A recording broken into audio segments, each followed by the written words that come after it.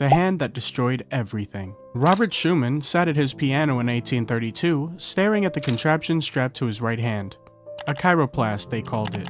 A finger-stretching device meant to turn good pianists into virtuosos. He'd been using it obsessively, pushing through the pain, ignoring the tremors. By the time he realized something was catastrophically wrong, the damage was permanent. At least one finger on his right hand was paralyzed. His dream of becoming a concert pianist died at that moment. He was 22 years old and he'd destroyed his own career before it even started. But that hand injury was just the beginning. Schumann's entire life became a pattern of self-destruction so extreme, so relentless, that it makes you wonder if he was fighting himself harder than he'd ever fought for his music. If you're already seeing where this is headed, hit that subscribe button, because what Schumann did to himself next makes destroying his hand look almost reasonable. The lawyer who couldn't stop improvising. Schumann's father was a bookseller and publisher who filled their home with literature and translations of writers like Byron and Walter Scott. His father encouraged his musical interests, even buying him a grand piano. Then, his father died in 1826. Schumann's mother pushed him towards law school. Safe, respectable, financially secure.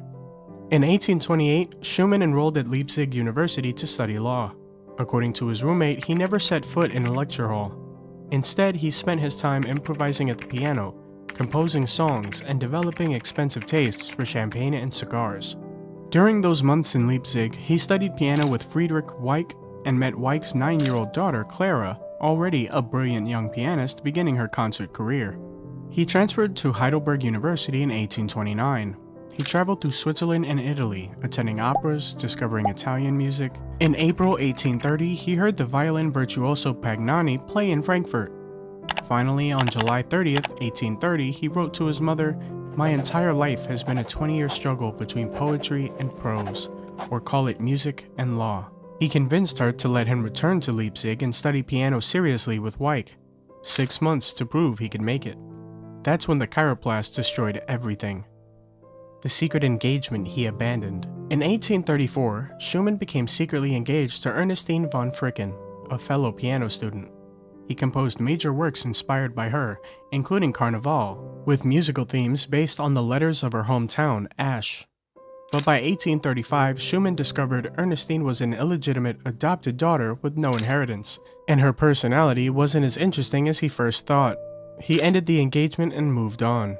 Moved on to where? To his teacher's daughter. Clara Wieck was 16 and already an internationally recognized piano virtuoso. Schumann, now 25, fell completely in love with her. She loved him back.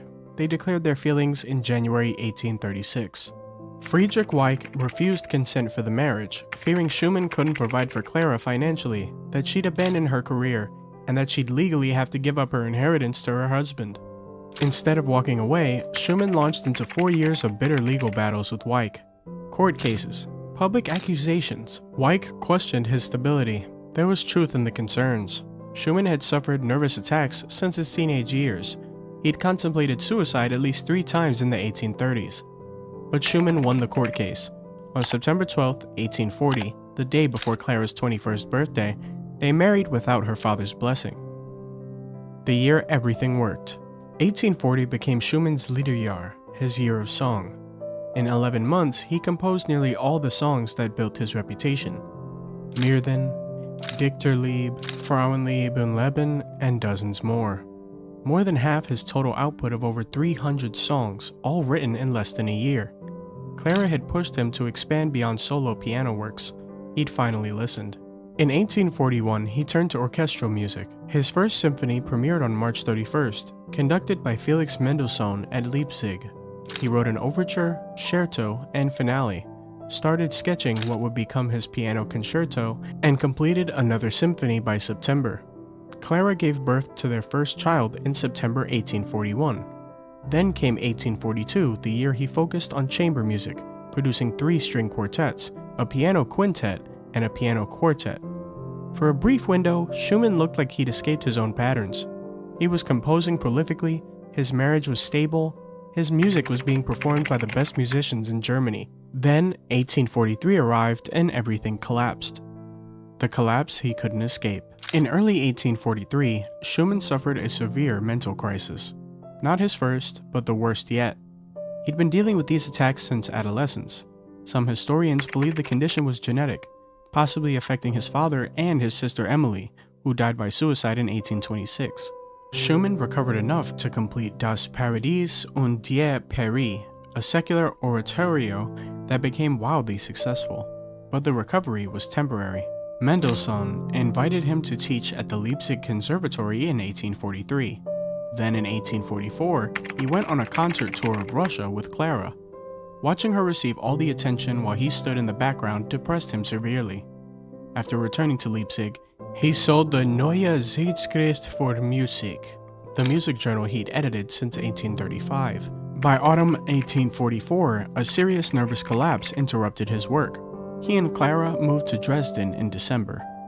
His health improved slowly. He began his second symphony in 1845, but because of oral nerve trouble, nearly 10 months passed before the score was finished. He was experiencing auditory disturbances. The symptoms came and went, but never fully disappeared. Dusseldorf and the final unraveling. Schumann accepted a post as municipal director of music in Dusseldorf in April 1850. A stable income for his growing family of 7 children. The first year went tolerably. He composed his cello concerto and his third symphony, known as the Rhenish, but his shortcomings as a conductor became obvious. He was shy, mentally unstable, unable to communicate clearly with the orchestra. Initially, warm relations gradually deteriorated. By 1853, his removal became necessary. Then came a brief moment of hope. In 1853, 20-year-old Johannes Brahms called on Schumann with a letter of introduction. Brahms played his first piano sonata. Schumann was so excited he rushed out, came back leading Clara by the hand, and said, "Now, my dear Clara, you will hear such music as you've never heard before. And you, young man, play the work from the beginning." He wrote his final article for the Neue Zeitschrift für Musik, extolling Brahms as a genius destined for greatness. 4 months later, Schumann's mind shattered completely. The End in the River. On February 10, 1854, Schumann complained of a very strong and painful attack of the ear malady that had troubled him before. This was followed by oral hallucinations. He heard music constantly. On February 26th, he asked to be taken to a lunatic asylum. The next day, he walked out of his house, went to the Rhine River, and threw himself in. Fishermen pulled him out. At his own request, he was admitted to a private sanatorium at Ednick, near Bonn, on March 4, 1854. He would never leave. The director believed direct contact between patients and relatives would reduce chances of recovery. Friends like Brahms and Joachim were permitted to visit. Clara was not. For nearly 2.5 years, she stayed away, not seeing her husband until only 2 days before his death. Schumann spent those years gradually deteriorating, with brief intervals of lucidity during which he wrote letters and sometimes attempted composition. On July 29, 1856, at age 46, he died. The official cause was pneumonia. What he left behind. Schumann destroyed himself in pieces. The hand injury in his 20s, the abandoned engagement, the impossible legal battles, the teaching position he couldn't handle, the conducting career that exposed his limitations, the asylum where he spent 2.5 years, seeing Clara again only 2 days before the end. But here's the contradiction. Every act of self-destruction also produced something extraordinary. The ruined hand forced him to compose instead of perform. The obsessive love for Clara produced his greatest songs. The mental crises were followed by his symphonies and chamber works.